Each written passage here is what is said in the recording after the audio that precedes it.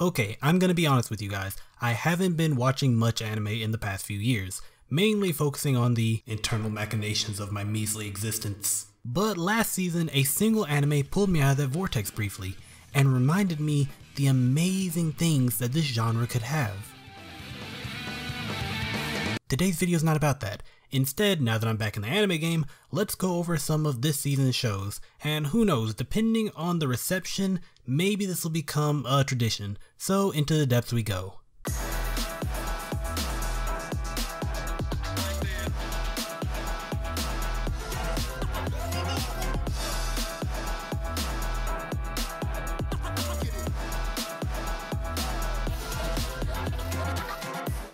Okay, SSS Grid Man.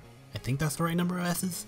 When I first heard the name, I thought it was going to be some sort of Nazi fighting giant robot, but the reality is much more Japanese. It's a Sentai inspired anime done by Studio Trigger.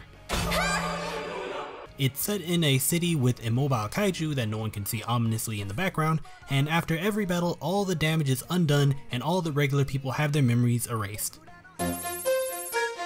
The main character is kinda meh, he doesn't really have any interesting personality traits, while the aloof female lead is pure waifu bait, and the rest of the supporting cast are pretty good.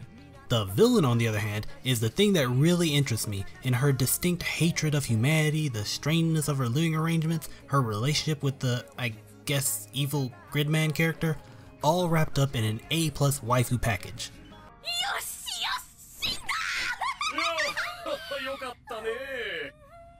Is it bad that I'm actually rooting for her to win and purge the infestation of annoying people from the face of the planet? I mean, have you seen how huge Rika's cheeks are?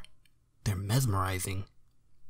As far as the action goes, it's okay. I know some people won't like the 3D, and normally I don't either, but it does help emulate that Sentai feel, and the battles themselves are pretty cool. Also, episode 5 is fan service concentrate. Beach episode, questionable camera angles, and the main villain being the main villain. I think I'm going to try and keep up with this, but it's not super high on my priority list. Next up we have Fighting! Not yet. Next up is Goblin Slayer. Now I've already done an entire spotlight on this series, so I'm just gonna throw this thumbnail up here real quick and direct you all to watch that. Okay, done. Well, that video was done with the perspective of the first 2 episodes, and now I'm up to episode 4, and well, I'm still kinda meh about the anime. Not saying the series as a whole is bad, far from it. I await each manga chapter with bated breath, and I'm this close to biting the bullet and just reading the light novels. But with the anime, well, I really think Goblin Slayer's domination of the US, and dear god is it dominating, is more one of those counterculture things to all the drama surrounding the show. Then again, at a glance, there doesn't seem to be that many dark, bloody anime this series, and this show is prime meme material.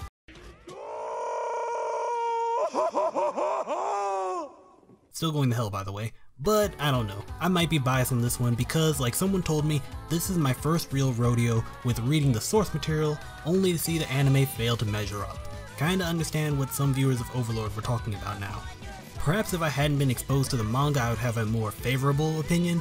But speaking of the manga, someone did inform me that the way the anime is going, it will indeed most likely overtake the manga and go pretty deep into the light novels, so conflicted if I want to continue the anime. But regardless, I'd still recommend the series if you like dark fantasy, and also just throwing it out there, fuck Crunchyroll for putting this show in the PG section at first. Finally, after several years of slumber, Gender Equality Punch Man is back. The Index series is one of my favorite series in anime, and it's totally getting its own spotlight down the line actually. Anyways, fastest TLDR about the series, the world of magic is battling the world of technology, and a single guy with a right hand that can destroy the unnatural elements of both is sitting in the middle, ready to punch the hell out of anyone who tries to drag innocence into the crossfire. Throw in some world building, crazy interpretation of various religions and science, and one of the largest and most interesting harems in anime to date, plural because there are 3 protagonists each with their own harem, and you have the Index series in a nutshell. I'll save the details for their own video, but this installment is mainly focused on the, I think, God's Right Seat arc, which has the main character Toma trying to chase down the Document of C. the key to a powerful spell able to brainwash millions while partnering with one of the best girls in the franchise, Itsuwa.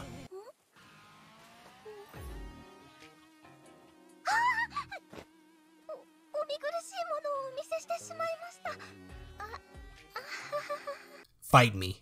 Now, one thing I can say about this series is it is very heavy on the lore and internal politics, so newcomers are gonna get lost real quick. I recommend checking out the first 2 Index animes before tackling this one. Just don't get sidetracked by the supplemental material or you risk getting lost in the chaos labyrinth of Index lore. The C document is just a start though, and this anime is going to quickly snowball out of control, including not only Toma, but also Accelerator and Chiage in the main character's seat. And do note that while the anime does have lighthearted moments like the main character texting his bunny girl fetish to all of his disgruntled teammates, or using white panties as a key part of a magical spell, this show can get dark, like political backstabbing dark. The thing that makes this series shine for me though, is Toma's resolve. His desire to save as many people as possible is hands down the strongest I've seen in anime to date, resulting in really hype moments, especially in the light novel, where the writer goes out of his way to hype up Toma's actions in almost every fight. And this arc right here has, in my mind, one of Toma's finest moments in the series. Pretty cool for a guy that's ultimate weakness is fighting more than 3 people at the same time. Speaking of fighting, it's time to talk about the Mafia. Fighting God! Oh my god, is that a JoJo's Bizarre Adventure? Part 5 Golden Wind is the newest installment in the JoJo series, with Son of Dio, Giorno Giovanna, filling the main character slot.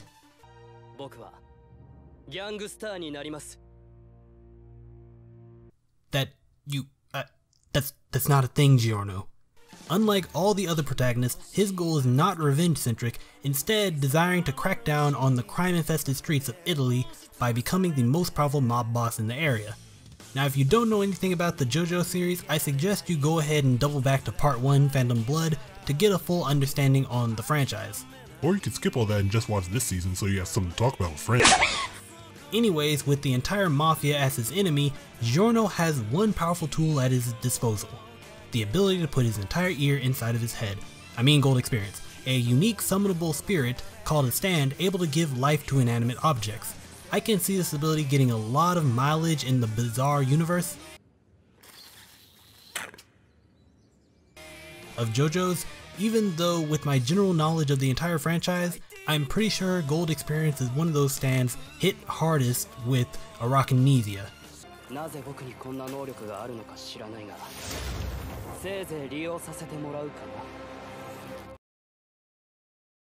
I'm not super jazzed about the music so far in Part 5, but then again, neither was I for Part 4 at the start, and then it grew on me. So I expect the same from this part, especially with the music for the stand fights.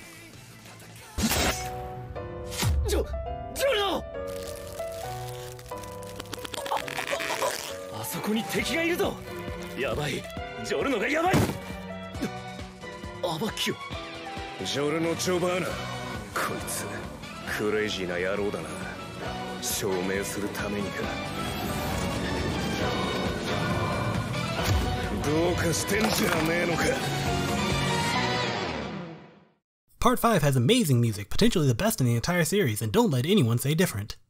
But now it's time for the last anime on my list, and unlike the others, I put it here specifically because it might be the best of this season, at least to me, since everyone else is clearly watching Goblin Slayer.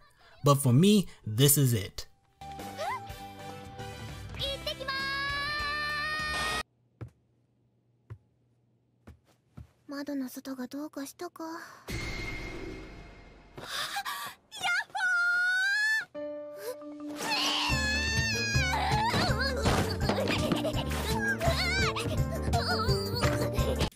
I had to rewrite this entire segment because at the last second I was pointed to an anime with a plot straight out of Japan. Uchi no Maid Got Uzasugiru, or Uza Maid, is a story about, and follow me till the end on this, a pedophile babysitting a little girl for a neglectful single parent. Nah, that's not right. And it's a comedy. Now I frame that in the worst way possible because that is part of the joke here. This show whiplashes between standard, oh lolicons are funny, and very creepy, someone dial Chris Hansen. でも私が好きなタイプのお洋服は第二次成長前の美少女が着てこそ一番輝くわけで、ほら第二次成長前って生殖能力がない時点でもうほぼ妖精じゃないですか。 Normally I tend to avoid lolly-centric animes, and seriously this intro makes my ears bleed. But this is proof that you shouldn't judge a book by its cover. The maid is introduced as Tsubame Kamui, a former member of the JSDF, or Japan Self-Defense Force, more specifically the JASDF, aka their Air Force branch, and walking down the street she hears a mother playing with her child. Once her eyes set upon the girl, she is awestruck by her and falls unconscious.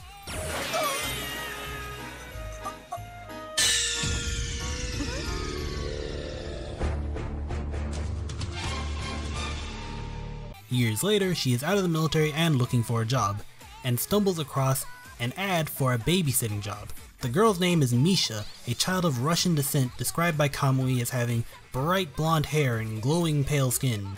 How you can tell this in the magical world of anime where almost everyone has the same goddamn skin tone and ambiguous ethnicity, I don't know. But moving on, Misha has become quite the problem child after losing her mother and has successfully chased away all other babysitters up until this point. But Kamui isn't your average babysitter. And that's the setup here. From this point on, it's laughs and hijinks of Kamui trying to get closer to Misha, and Misha trying to stay the hell away from Kamui, with varying levels of success on both sides. I just love watching them interact. It's comedy gold, but more than that, Kamui's over-the-top antics just make the show for me. Sure, she's no maid guy, story for another day, but her near superhuman feats granted by the JSDF training are great to watch, and Misha's reaction to the insanity is absolutely perfect.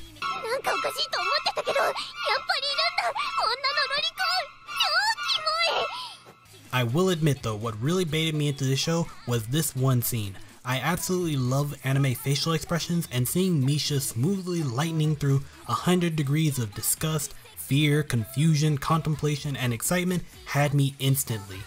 Keep in mind, with anime, animation quality tends to spike during the first episode and tank during the rest, but all the characters, young and old in this series, are really expressive throughout all the episodes I've seen.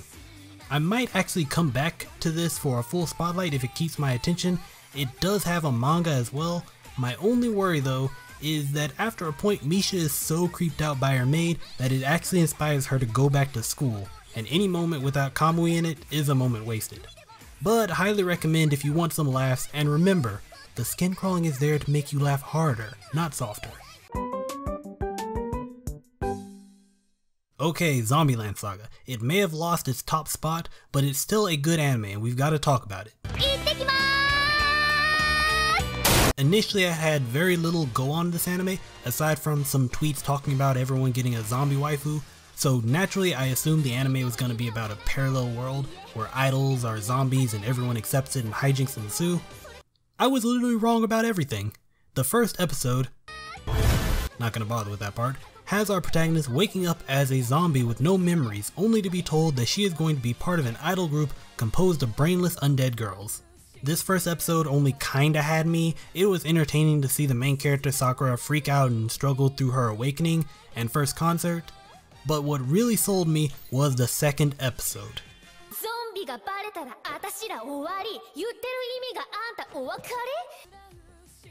Dear God, I don't even like rap all that much unless it's mixed with anime. That shit's fire. This was love at first sight. Despite this being my first idol anime, I'm really liking this. It's fun seeing the characters' day-to-day activities and trying to be an idol when only one of them knows how the hell any of this works, because their manager really isn't helping. Nice mod! Overall, in my mind, it's the second best anime this season, only losing out to the surprise addition of Uzumaid. It's got fun characters, a nice twist on a stale formula, beautiful aesthetics and animation, and hands down the best OP of this season. But with that said, I think it's time to end this video. Let me know your opinions on this season's anime. Maybe I missed a really good series. Standard end credit stuff, Patreon, Twitch, Discord. But with all that said, I'll see you guys next time. Peace.